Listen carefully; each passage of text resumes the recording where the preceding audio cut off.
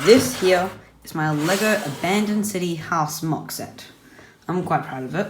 This is the... Oh, that broke, ignore it. The inside is like a science lab, while the outside is Abandoned City with like a street.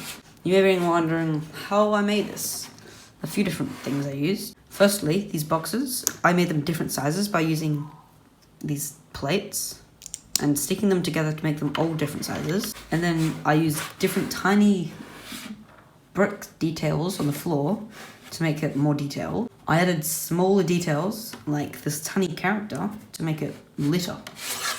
On the inside, I made it quite busy. So you can see, with the paper, I used a cool technique where I get these pieces and stack them and put just that on top. Harry Potter, the Boy Who Lived.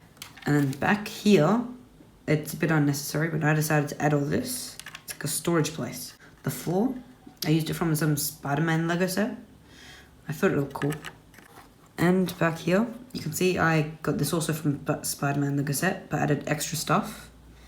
And all in all, I think this is a great Lego build. Tell me in the comments what you think of it.